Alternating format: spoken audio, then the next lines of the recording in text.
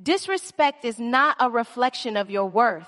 It is a reflection of the other person's character, mindset, and limitations. The way you choose to respond will either elevate you or pull you into their level. When someone disrespects you, the most powerful thing you can do is maintain control over yourself. Do not react out of anger. Do not let them see you lose composure. Power is in restraint. Strength is in silence. When you meet disrespect with rage, you give them exactly what they want, control over your emotions. When you meet it with dignity and calm confidence, you remind them that you cannot be shaken. You do not need to raise your voice to prove your power. Your presence, your composure, and your standards will speak louder than any words. Some people disrespect you to provoke you, to test you, or to make themselves feel bigger. Do not hand them that satisfaction. Instead, stand tall.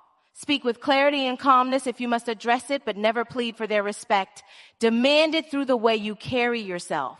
Your energy is precious. Do not waste it on those who don't deserve a place in your mind. Walk away from conversations that seek to demean you. Create distance from people who cannot see your value. Boundaries are not about shutting people out. They are about protecting your peace, your time, and your self-respect. Remember, not every battle deserves your sword. Sometimes the greatest show of strength is to smile, say nothing, and keep moving forward, leaving their negativity behind. People will always remember how you carried yourself in the face of disrespect. Show them grace, but never mistake grace for weakness. Grace is power under control.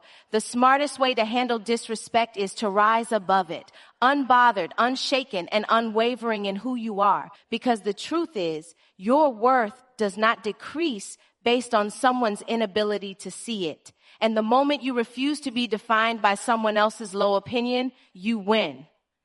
Disrespect is often misunderstood. Many people take it personally, believing it says something about who they are or what they deserve. But the truth is, when someone disrespects you, it's far more about them than it is about you. Their words, actions, or attitude are rooted in their own mindset, upbringing, insecurities, or personal frustrations. It's a mirror that reflects their character, their values, or lack thereof, and their way of navigating the world. You are simply the surface upon which their internal struggles are projected. Understanding this truth can completely change the way you perceive and respond to disrespect. When someone speaks to you in a degrading tone, dismisses your ideas, or treats you as if you are less, it can sting deeply. Our instinct as human beings is to tie our self-worth to how others perceive and treat us. We crave validation, we want to feel seen and valued, and we naturally feel hurt when someone undermines that. But this is where self-awareness comes into play. If you pause for a moment and analyze why they are behaving this way, you often find that their behavior comes from a place of weakness rather than strength. A person who is confident in themselves has no need to belittle others. A person who feels secure in their own worth has no desire to strip worth from someone else. Consider a person who lashes out in anger at a colleague during a meeting. On the surface, it may feel like an attack aimed at you personally, but in reality, that outburst could stem from their own frustration, fear of failure, or insecurity about their own competence. The disrespect you experience is not a true measurement of your value. It's a symptom of their internal state. This doesn't excuse their behavior, but it does free you from carrying the weight of it as if it were a judgment of your worth. This perspective shift is vital because it puts emotional control back in your hands. If you believe disrespect defines you, then every insult chips away at your confidence. But if you see disrespect as evidence of the other person's character, you can detach from it. It becomes easier to maintain your composure because you no longer feel the need to prove your value to someone who cannot or will not see it. In other words, their inability to treat you with respect is not your responsibility to fix. It's theirs to face. Another important aspect of this truth is recognizing patterns. Often, People who are habitually disrespectful are operating from deeply ingrained behaviors. They may have been raised in an environment where criticism was normal, or they may have learned that dominance comes from putting others down. If you internalize their disrespect, you are allowing their unhealed patterns to dictate your emotional well-being. But when you understand that these patterns belong to them, not you, you can separate yourself emotionally from their actions. This separation is not about ignoring the behavior or pretending it doesn't hurt. It's about redefining the meaning you attach to it. You can acknowledge the sting of disrespect without allowing it to diminish your self-worth. You can see the behavior for what it is, a signal that the other person is operating from a place of limitation. This shift allows you to make better decisions in the moment. Instead of reacting defensively, you can respond with calm authority. Instead of letting their negativity invade your mental space, you can protect your peace by creating distance. It's also worth noting that this mindset is not just about defense. It's about power. When you stop seeing disrespect as a reflection of you, you remove the emotional weapon from the other person's hands. They can try to provoke you, but they will fail to control your emotions. This is where true personal power lies, in knowing your value so deeply that it cannot be touched by someone else's opinion. The real test comes when you're in the heat of the moment, when the words sting, when the tone cuts, when you feel the urge to defend yourself. This is where you must remind yourself, this is about them, not me. You are not obligated to match their energy. You are not required to carry their projections. You are allowed to stand tall, unaffected, knowing that your worth was never on trial in the first place. Once you grasp this truth fully, disrespect loses much of its power over you. You see it for what it is, noise, not truth. You begin to notice that people's treatment of you is more about the way they see the world than the way you exist in it. And from that place of clarity, you gain the ability to respond not from wounded pride, but from steady, grounded strength. Demanding respect is not about shouting louder, asserting dominance, or forcing others to see your value. It's about the way you carry yourself. True respect is earned not through arguments, but through your presence, your boundaries, and your consistency. When you move through life with an unwavering sense of self-worth, you send a silent but undeniable message. I know who I am, and I will not accept less than I deserve. Your presence is more than your physical appearance. It's the energy you bring into every interaction. People can sense when someone carries themselves with confidence and self-respect. It's in the way you walk into a room, the way you hold eye contact, the way you speak with clarity instead of hesitation. You don't have to tell people to treat you a certain way. Your demeanor makes it clear. If you treat yourself with high regard, others will be more inclined to do the same. If you accept disrespect or tolerate being undermined, you set a precedent that it's acceptable to treat you that way. Boundaries are the second pillar of demanding respect. They are not walls meant to shut people out. They are lines that protect your time, your energy, and your dignity. When you clearly define how you expect to be treated, you create a standard that others must either meet or remove themselves from your life.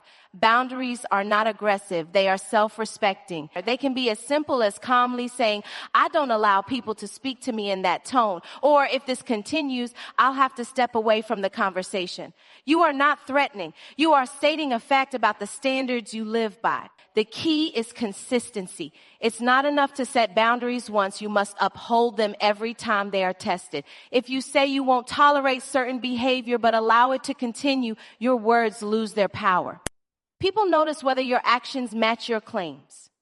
Consistency communicates seriousness. It shows that your boundaries are not temporary moods. They are part of who you are. Demanding respect through presence and boundaries also requires you to live with integrity. This means you hold yourself to the same standards you expect from others. You can't demand respect if your own behavior is disrespectful or inconsistent. People respect those who lead by example, those who show kindness but won't be walked over, those who listen but won't be silenced, those who stand firm in their values even when challenged. There's a quiet strength in not having to prove yourself. You don't need to argue with someone to make them see your value because your actions, decisions, and composure already speak for you. If someone cannot recognize your worth, You don't waste energy convincing them. You simply remove yourself from the space where your value is overlooked. This doesn't mean you're arrogant. It means you refuse to stay where you are diminished.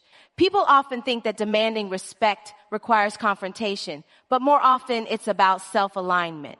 When you treat yourself with care, speak to yourself with kindness, and keep promises you make to yourself, you reinforce your own worth internally. That inner alignment radiates outward, and people respond to it, even if they can't consciously explain why. They feel it in your presence. The beauty of demanding respect without argument is that it shifts the focus from proving to embodying. You stop seeking approval from others and start showing through every interaction how you expect to be treated. And when someone crosses the line, you don't have to match their energy. You simply enforce your boundaries with calm certainty. Over time, this way of living not only filters out those who don't respect you, but also draws in those who do. If you want, I can also expand the fourth key point. Also, all parts of your speech stay consistent in style and depth. Power comes from self-control, not from giving in to the urge to react impulsively. In moments of disrespect, the natural human instinct is to defend ourselves immediately, often with the same intensity or greater than what we've received. We want to snap back, prove the other person wrong, or assert our position so forcefully that they think twice before crossing us again.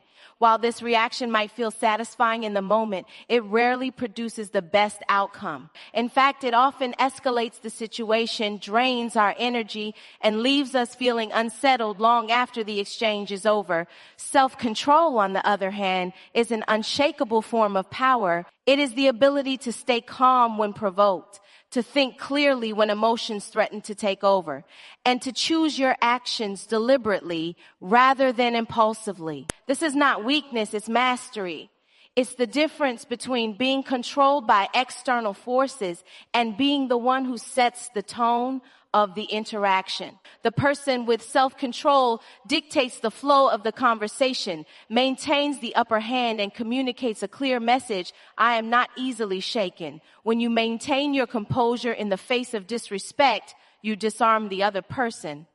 People who intentionally provoke you are often looking for a reaction. They thrive on the idea that they can pull you out of your calm because it gives them a sense of control over you. The moment you give in to anger or frustration, you've given them exactly what they wanted.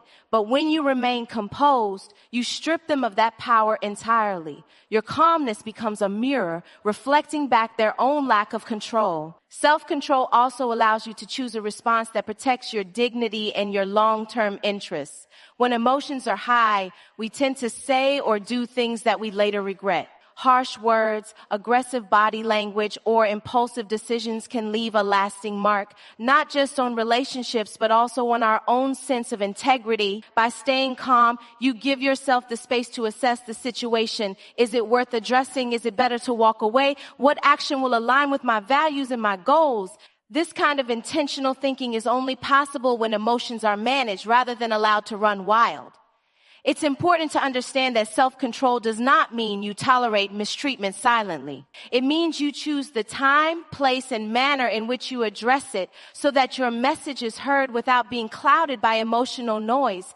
A calm but firm statement can often be more powerful than a heated argument. Saying something like, I don't appreciate being spoken to that way, in a steady tone carries more weight than yelling the same words. The controlled delivery tells the other person that you mean business without lowering yourself to their level. Self-control also preserves your mental and emotional energy. Every time you explode in anger, you drain yourself. Your heart rate spikes. Your mind replays the event over and over. And the rest of your day is influenced by that one interaction. But when you stay calm, you contain the damage. You don't allow someone else's behavior to dictate your mood for hours or even days afterward. That is a rare kind of freedom. And it comes only when you refuse to let others pull you into their chaos.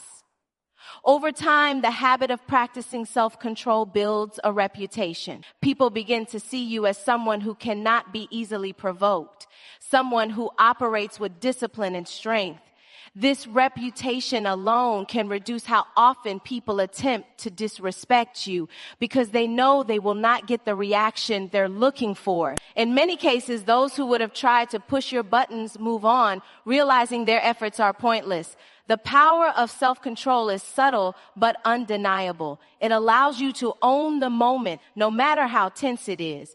It sends the message that you know your worth and will not allow anyone else's behavior to dictate your emotions or your actions. And while it may not always change the other person's behavior, it will always protect your peace.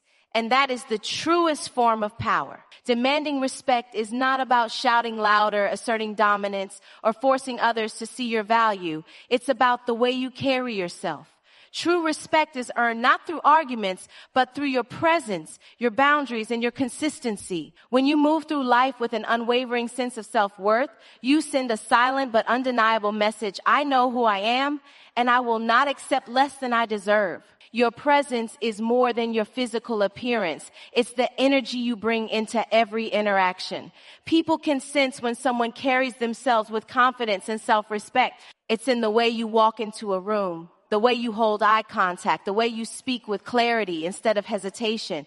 You don't have to tell people to treat you a certain way. Your demeanor makes it clear. If you treat yourself with high regard, others will be more inclined to do the same. If you accept disrespect or tolerate being undermined, you set a precedent that it's acceptable to treat you that way. Boundaries are the second pillar of demanding respect. They are not walls meant to shut people out. They are lines that protect your time, your energy, and your dignity. When you clearly define how you expect to be treated, you create a standard that others must either meet or remove themselves from your life. Boundaries are not aggressive. They are self-respecting. They can be as simple as calmly saying, I don't allow people to speak to me in that tone, or if this continues, I'll have to step away from the conversation.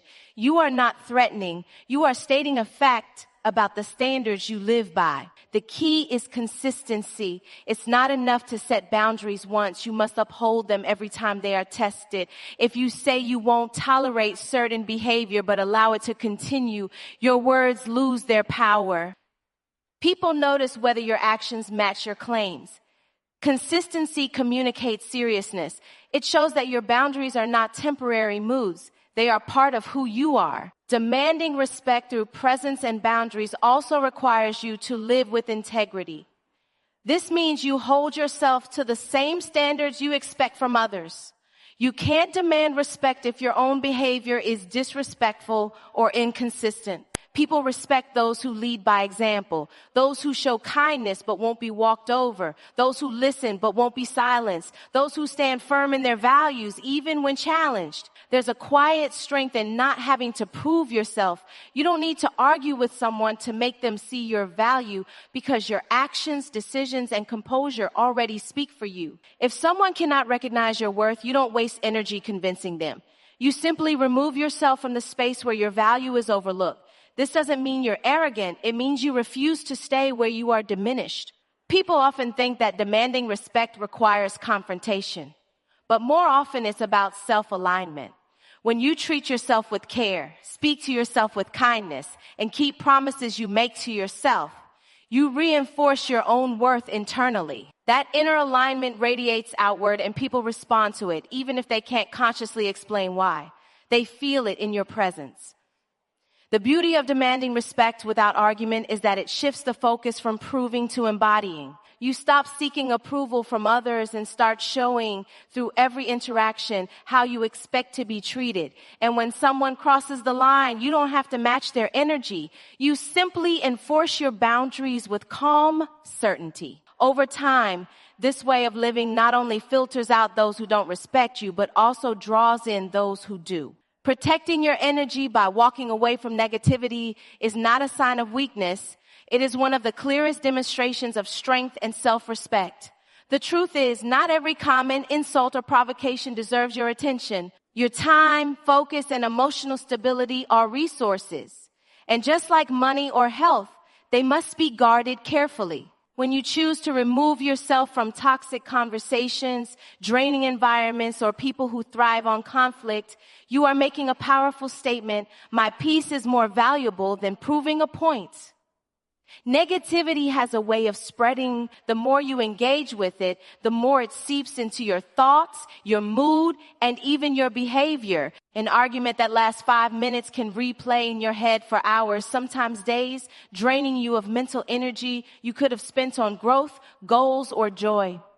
Walking away disrupts this cycle. It sends a message to yourself and to others that you will not give space in your mind to what does not serve you. Walking away doesn't always mean physically leaving a room, though sometimes that's exactly what's needed. It can also mean emotionally stepping back. You can listen to someone without internalizing their negativity. You can hear their opinion without allowing it to dictate your self-worth. You can choose to disengage from heated debates, online arguments, or toxic gossip without feeling the need to explain yourself. Silence can be an act of power, and absence can be a boundary. It's important to recognize that some people thrive on provoking others. They feel validated when they can get a reaction out of you. They want you to be as upset, frustrated, or defensive as they are. By walking away, you deny them that satisfaction. You maintain your control while they're left alone with the weight of their own energy. This often disarms them more than any clever comeback could. Protecting your energy also means knowing when to stop trying to change someone. You cannot make a person respect you, think like you, or treat you the way you treat them if they are unwilling to grow. Repeatedly engaging with people who show you they are not willing to meet your standards is like pouring water into a leaking bucket. It drains you without creating real change. Sometimes the most loving thing you can do for yourself is to stop investing in relationships that deplete you and redirect that energy into spaces where it's valued. When you walk away from negativity, you create room for positivity. You create space for conversations that uplift you, relationships that inspire you, and environments that help you grow. You shift from reacting to external chaos to building internal stability. You stop fighting battles that don't matter and start focusing on the ones that do. The ability to walk away takes courage because our egos often want the last word, the final say, the proof that we were right. But true power comes when you realize you don't need the last word. You need the last piece. The respect you gain for yourself in those moments is far greater than any satisfaction you might get from winning an argument. And over time, this habit reshapes your life. You begin to attract calmer situations, more respectful people, and healthier opportunities because you are no longer available for the drama that once drained you. You train others to understand that your presence is a privilege, not a place for conflict. That is how walking away transforms from a defensive move into an active choice to protect your energy and honor your worth. Rising above disrespect is not about pretending it didn't happen or acting as though you are unaffected when deep down you are hurt. It's about making the conscious choice not to let someone else's words or actions define your mood, your mindset, or your identity. Strength in these moments comes from refusing to be pulled down into the same level of negativity that was aimed at you. It is the discipline of choosing grace, dignity, and composure when you have every reason to react in anger. When you rise above, you are showing that your self-worth is not fragile. You are proving to yourself, most of all, that your value is not determined by outside approval. You may acknowledge the disrespect, you may even address it directly, but you do so without lowering your standards or sacrificing your peace. You're not trying to win the moment. You're aiming to win the bigger picture, the way you live, the way you carry yourself, and the way you are remembered. It takes more strength to stay calm than to lash out. Anyone can explode in frustration, but it takes control and self-awareness to stand tall, keep your voice steady, and walk away from a situation knowing you acted in alignment with your values. That restraint is not weakness. It is evidence of mastery over yourself. In many ways, it's the ultimate power move. because it sends a clear message: I am in control of me, and nothing you do can change that. Rising above also means refusing to engage in cycles of retaliation. If you answer disrespect with disrespect, you become part of the same problem. You may feel justified in matching their tone or attitude, but in the end, it lowers you to the same frequency. By staying above it, you preserve your integrity, and integrity has a way of commanding respect, even from those who once disrespected you. This choice also protects your long-term reputation. People remember how you handle adversity, and they pay attention to the way you treat others when you're under pressure. If you remain composed and graceful in tense situations, it builds an image of reliability and maturity. This not only earns the respect of bystanders, but also silently teaches others how to treat you. Rising above does not mean you become passive or allow people to mistreat you.